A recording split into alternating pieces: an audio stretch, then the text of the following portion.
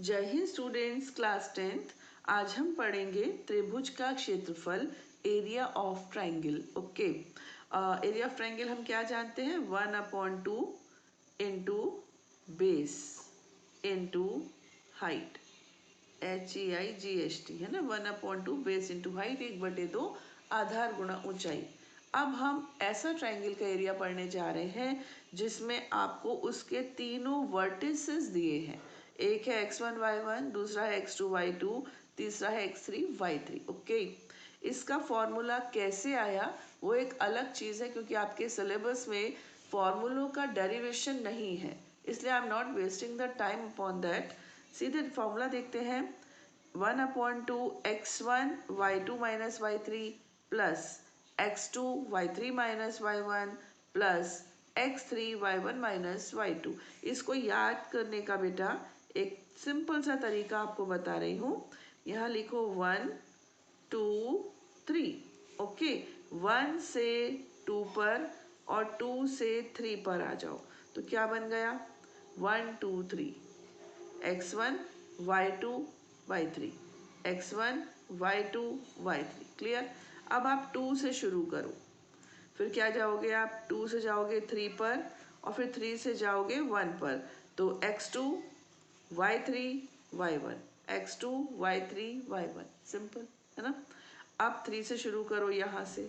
अब पहले कहाँ जाओगे? 1 पर और फिर जाओगे 2 पर, तो x3 y1 y2। तो ये कोई अल्टीमेट तरीका नहीं है, अल्टीमेट मेथड नहीं है, जैसे आपको याद हो बस आपको याद रखना है ये फॉर्मूला। ओके, तो फर्स्ट क्वेश्चन, उस त्रिभुज का क्षेत्रफल ज्ञात कीजिए जिसके शीर्ष हैं। Find the area of the triangle whose vertices are these.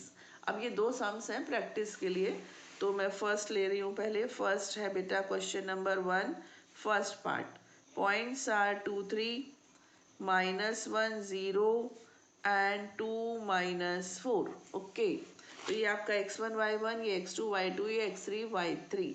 अब इनको हम इस फॉर्मूले में सेट करेंगे और एरिया निकालेंगे। तो एरिया ऑफ ट्रायंगल, मैंने ऐसे ट्रायंगल बना दिया 1/2। ठीक है, सबसे पहले आएगा x1 यानी कि 2 ब्रैकेट y2 माइनस y3, तो 0 माइनस 4 से क्या बन जाएगा?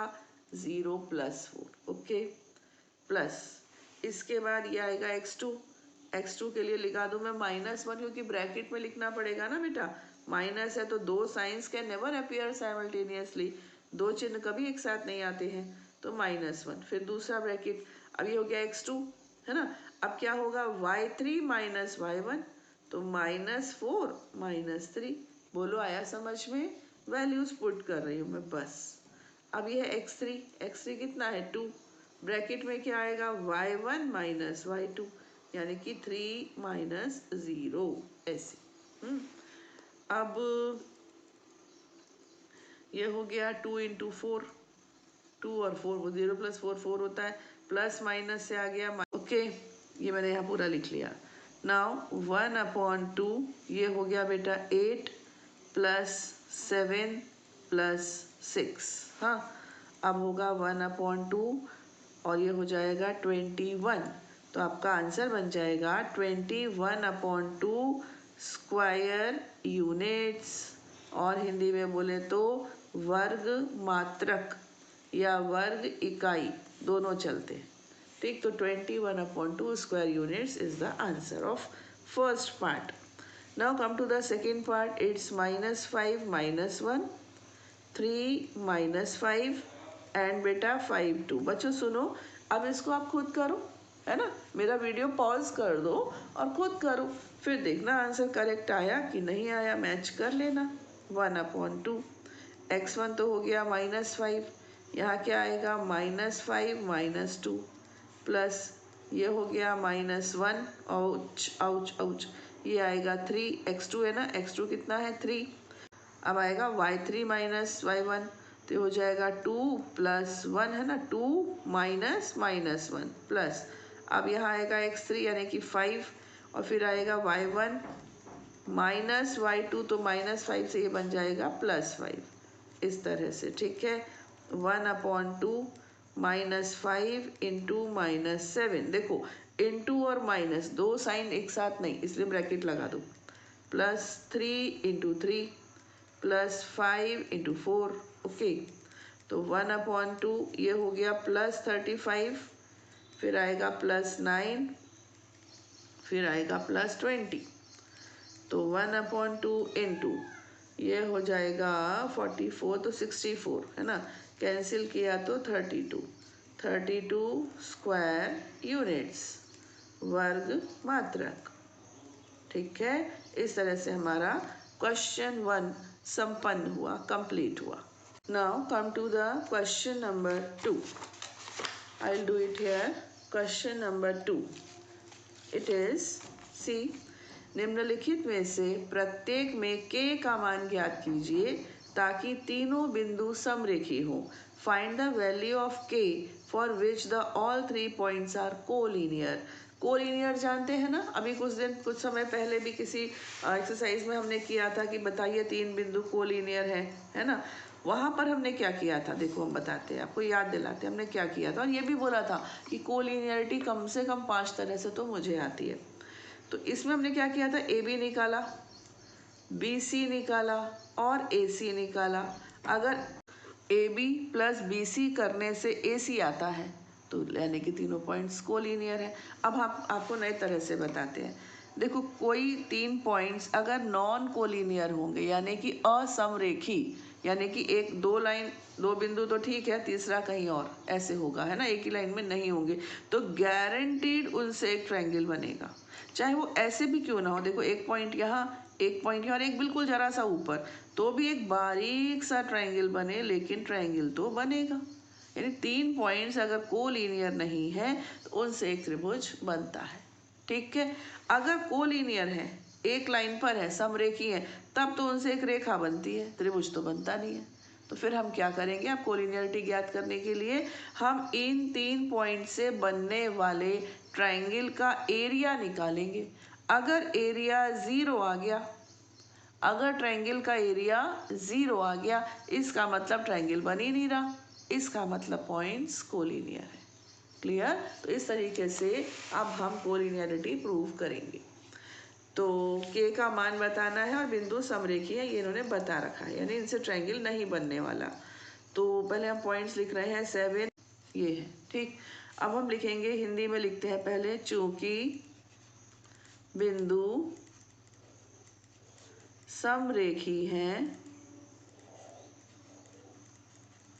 अतः इनसे बनने वाले त्रिभुज का क्षेत्रफल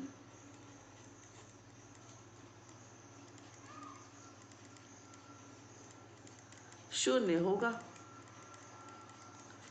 ठीक है, ये सिंपल, ये हटा के लिख दो, 0 होगा। ठीक है, इंग्लिश में लिखेंगे, सिंस पॉइंट्स आर कोलिनियर